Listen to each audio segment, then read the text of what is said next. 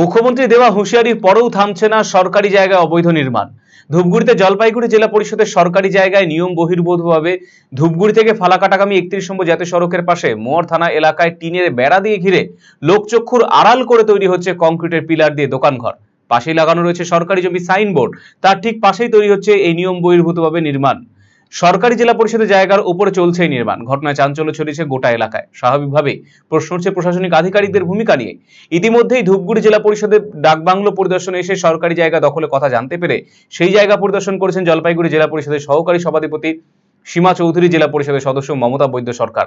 তারা বিষয়টি নিয়ে জেলা পরিষদে আলোচনা করবেন বলে আশ্বাস দিয়েছেন।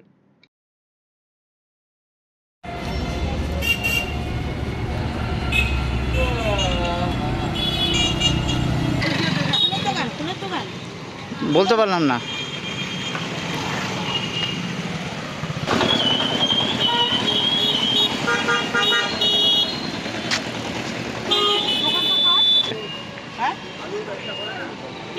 এ বিষয়ে কিছু বলবার নেই। আমার টিন সব পচে গেছে। বিগত 70 বছর ধরে আমরা এখানে আছি, ঠিক আছে? 70 বছর ধরে আমরা এখানে আছি। এবার টিনগুলো সব পচে হয়ে যাচ্ছে। এখানে ওই সামান্য বিজনেস করে আমরা এখানেই ছোটোবেলার থেকে এখানেই মানুষ, আর এখান থেকেই করেছি। তো এখন টিনগুলো পচে যাওয়ার জন্য জল টল সব ঢুকে যায়, যার জন্য টিনগুলো জাস্ট একটু উঁচু করবার জন্য করেছিলাম। আর ওই খুঁটিগুলো সব পচে গেছে। আজকে তো না, এটা পচে গেছে। তো এই খুঁটিগুলো একটু কমপ্লিট করে বাস জাস্ট ওই টিনটাকে উঁচু করে দেওয়া, আর কিছু এর ভিতরে আর কিছু নেই। জেলা পরিষদের থেকে কি কোনো পারমিশন নিয়েছিলেন? না, সেরকম পারমিশন তো নেওয়া হয়নি। টিনটা উঁচু করবার জন্য আমি তো জানতাম না, তাহলে পারমিশন জন্য যাব আমি, সেই আমি করব। আমি তো আপনার যে দোকানটি রয়েছে সেটা কি জেলা পরিষদের জায়গায়? জেলা পরিষদের অ্যাকচুয়ালি এটা, যেটা আমি যতদূর জানি, আপনি খাজনা দেন কি? পিডব্লিউডি আমার এমনি চৌকিদারি ট্যাক্স দেওয়া ছিল আগে, আর হোল্ডিং নাম্বার আছে। চৌকিদারি ট্যাক্স কোথায় দেন? না, ও দিয়েছিলাম, 1-2 বার দিয়েছিলাম, পরে আর নেয়নি ওরা।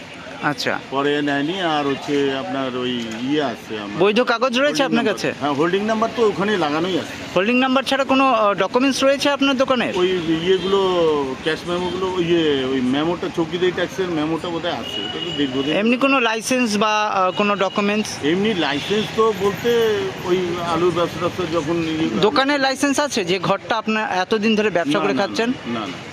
তো এটা জেলা পরিষদ থেকে বলা হয়েছে জেলা পরিষদের জায়গা। তো বৈধ কাগজ ছাড়াই এই যে কাজ করছেন, এটা কি আইনত? সেটা তো অবভিয়াসলি ওটা আইনত না। বলবো যে জেলা পরিষদের যেগুলো রেকর্ড ল্যান্ড আছে সেগুলো জায়গায় আমরা মানুষের পাশে, সরকার যেমন মানুষের পাশে, আমরাও মানুষের পাশে।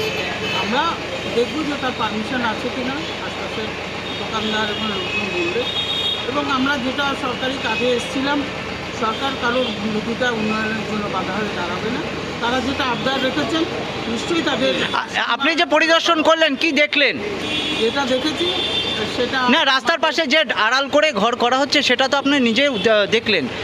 দেখলাম, আমরা গিয়ে জেলা পরিষদের সে পারমিশন নিয়েছি, কিন্তু সেটা দেখব জায়গাটা মূল্য করছে, সেটা অস্থায়ীভাবে দোকান করার জন্য সরকারের থেকে একটা পারমিশন নিয়েছে জেলা পরিষদ। স্থায়ীভাবে করার জন্য জেলা পরিষদের একটা পারমিশন, সেটা উনি নিয়েছেন কিনা সেটা তো আড়াল করে করা হচ্ছে। যেহেতু সেটা আড়াল করে মানুষের চোখের আড়ালে করতে চাইছে, আজকে আমরা অফিস থেকে একটা পরিদর্শনে এসে সেটা আমরা জানতে পারলাম। এবং সচক্ষে যখন যেটা দেখলাম, এটা অফিসে গিয়ে আমাদের যে কমিটি আছে সেখানে আলোচনা হবে এবং যে পদক্ষেপ নেওয়া সেই পদক্ষেপে